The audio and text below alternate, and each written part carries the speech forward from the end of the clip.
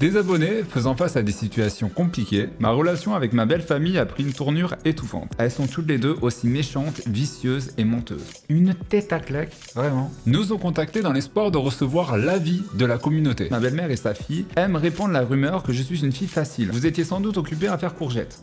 Oh my god. Ensemble, aidons-les à traverser ces moments difficiles en partageant notre ressenti et nos expériences. Salut, on se retrouve pour une nouvelle OSDT. Cette fois, je vais vous parler de la situation de Marie. Ça fait un moment que je vous en parle en vlog. Je voulais vraiment vous raconter son témoignage parce que cette histoire, elle est juste incroyable. Marie est une abonnée qui nous suit depuis des années maintenant et elle traverse une période extrêmement compliquée puisqu'elle a une famille qu'on pourrait qualifier, une belle famille plutôt, qu'on pourrait qualifier de belle famille toxique, notamment sa belle-mère et sa belle-sœur. Marie a affaire à une belle famille qui se mêle de tout. De sa vie professionnelle à l'éducation de ses enfants, en passant par ses relations sexuelles avec son mari, parce que oui, on en est là. Cette famille se mêle de tout, c'est juste incroyable. J'avais dit que je le précisais parce que c'est très important pour Marie. Elle a partagé son témoignage dans l'idée d'avoir votre ressenti, d'avoir vos avis. Donc n'hésitez pas à réagir en commentaire s'il y a des choses qui vous font bondir. Si vous avez vécu la même chose, si vous avez envie de parler à Marie, n'hésitez pas à vous adresser à elle en commentaire parce qu'elle lira les commentaires et elle prêtera une attention particulière aux commentaires. Si comme Marie, vous souhaitez partager votre témoignage avec la communauté, n'hésitez pas à nous contacter sur WhatsApp, par écrit ou par message vocal au 07 66 54 31 29. Des témoignages en tout genre, hein. Problème avec la famille, problème au travail, problème avec les voisins, un voisin qui tue des gens. C'est parti. Ma relation avec ma belle famille a pris une tournure étouffante. Elle a une implication excessive dans ma vie, que ce soit dans l'éducation de mes enfants, ma carrière, ma vie de couple et même dans notre intimité. Parce que oui, sa belle famille se mêle de ses relations sexuelles avec son copain. Je vous en parle juste après. Je n'arrive plus à mettre des limites pour préserver notre vie familiale et notre intimité. Cette situation est souvent source de conflits avec mon homme. Il m'assure qu'il est conscient de la situation et qu'il n'approuve absolument pas le comportement de sa famille et ses réflexions, mais lorsqu'il est avec sa famille, il redevient le petit garçon et n'ose rien dire. Cette situation me parle. Il a quel âge lui exactement? Parce qu'à un moment donné, dans un couple, il faut être solidaire, il faut se soutenir. Et dans une famille, même si c'est sa famille, il faut s'imposer, il faut savoir s'imposer aussi. J'ai pas son prénom. Faut s'imposer. On continue. Un jour, ma belle-mère est passée à l'improviste alors que j'étais en télétravail. J'ai permis à mes enfants de regarder exceptionnellement des dessins animés sur Netflix ce jour-là. Depuis, elle répand la rumeur exagérée dans la famille. En gros, elle dit à qui veut l'entendre qu'elle ne s'occupe pas de ses enfants parce qu'ils passent tout leur temps libre devant la télévision. Elle n'est pas du genre à tirer des conclusions facilement. Pas du tout. Marie, elle est trop mignonne parce que là, elle précise que c'est une véritable mère poule et qu'elle prend au sérieux l'éducation de ses enfants. Mais t'as même pas à te... Enfin, bref. Cette vieille peau me fait passer... Là, on la sent en colère. Là, on voit qu'elle a des choses à extérioriser. Vieille peau. Cette vieille peau me fait passer pour une mère indigne auprès de la famille de mon mari. Ça me rend malade. Tu m'étonnes, mais quel poison. Il se trouve que je suis très proche de la femme de mon frère de mon mari, et elle me répète... Oula, attends, on peut faire un petit récapitulatif, là. Je suis très proche de la femme du frère de mon mari. Son mari... Alors moi, vous mettez des trucs comme ça.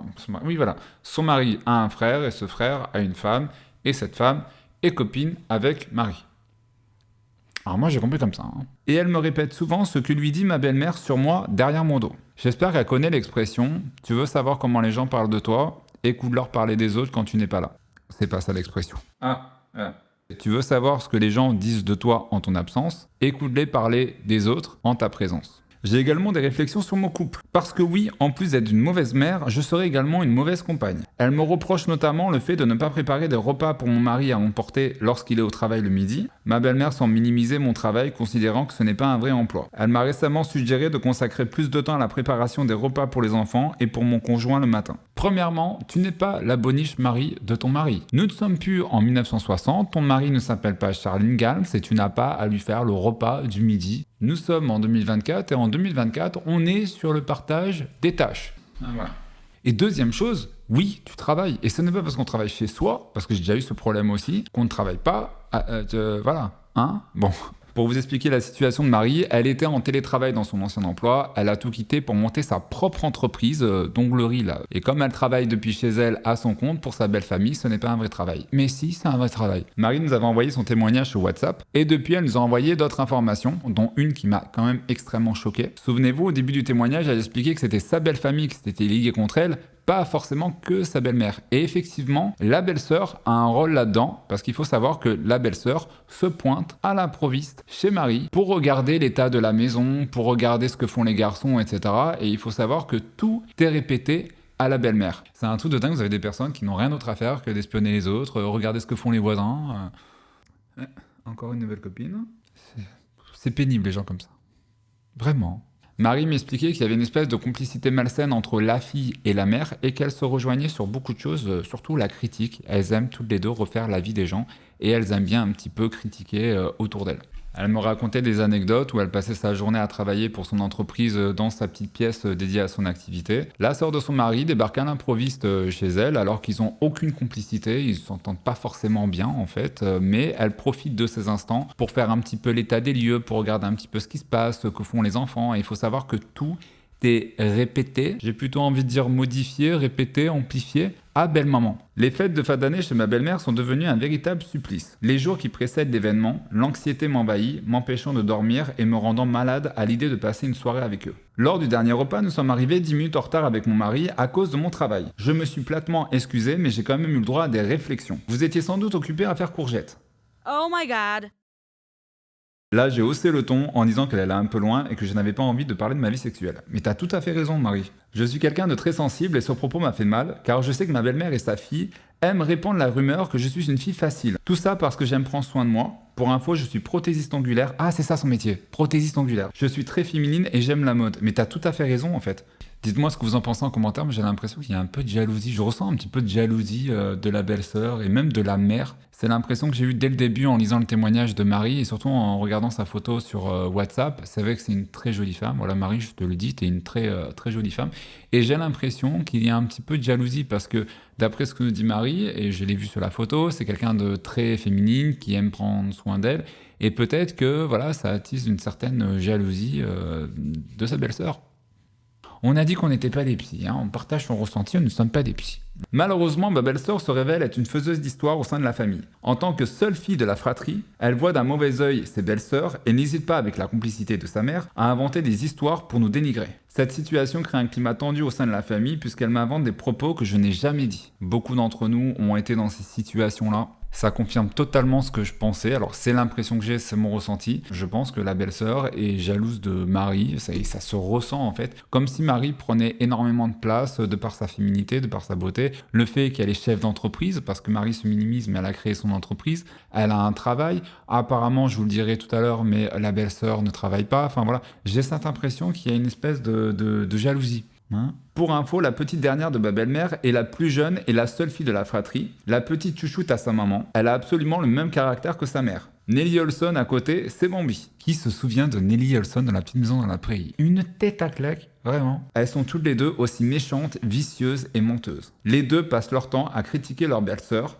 À noter que sa fille est une casse...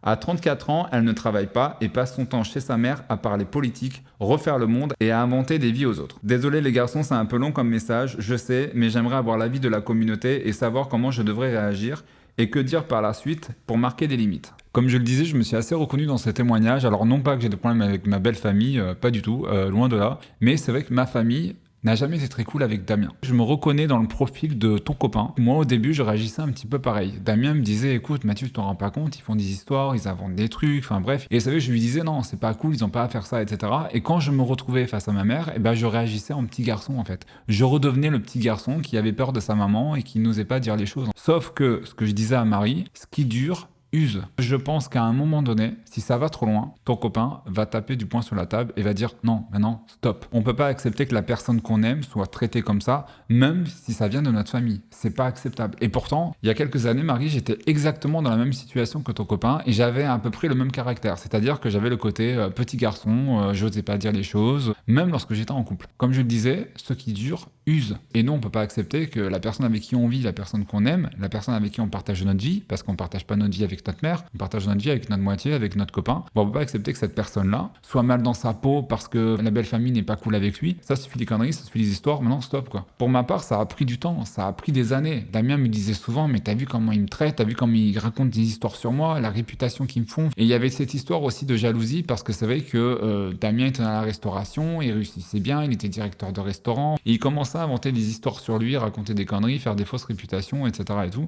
J'ai mis du temps. J'ai mis du temps à ouvrir les yeux et peut-être que je voulais pas aussi l'entendre parce que c'est pas évident de se dire qu'on a une famille toxique. Jusqu'au jour où il y a eu l'histoire de trop, jusqu'au jour où il y a eu le mensonge de trop et là j'ai pris le téléphone et j'ai dit stop. J'ai dit stop, maintenant je coupe les ponts, je vais plus entendre parler de vous. Bonne route, la plus droite possible quoi. Mon ressenti par rapport à Marie, je me permets de le donner parce qu'on a traversé un petit peu la même expérience Damien et moi. Ce n'est pas à toi de prendre le rôle de la méchante. Je pense que c'est à ton copain de mettre les points sur les i. Mais en attendant qu'il ouvre les yeux, tu n'es pas obligé de subir la famille toxique de ton copain. Tu n'es pas obligé de subir leurs réflexions. Tu n'es pas obligé de t'infliger ça. Si c'est des personnes qui te font du mal, si c'est des personnes qui te rendent mal dans ta peau, si c'est des personnes qui te créent des histoires, mets les distances. C'est à ton mari de mettre les pieds dans le plat parce qu'après tout, ta vie, tu l'as construit avec ton mari, tu l'as construit pas avec la mère de ton mari. Et comme lui, il va pas construire sa vie de couple avec sa mère. Il va construire sa vie de couple avec toi. Donc c'est à lui d'ouvrir les yeux et c'est à lui de taper le poing sur la table. Et là, je pense sincèrement, il y a vraiment besoin, il y a vraiment urgence parce que là, tu es dans une sphère assez toxique, quoi. C'est assez toxique. Je vous remercie d'avoir regardé cette vidéo. N'hésitez pas à partager votre ressenti, vos témoignages, vos expériences en commentaire parce que Marie me disait qu'elle allait les lire. N'hésitez pas à nous envoyer vos témoignages sur WhatsApp par écrit ou en message vocal au 07 66 54 31 29. 07 66 54 31 29. N'hésitez pas à vous abonner à la chaîne, à laisser un petit like. Je vous fais des gros bisous et je vous dis à la semaine prochaine.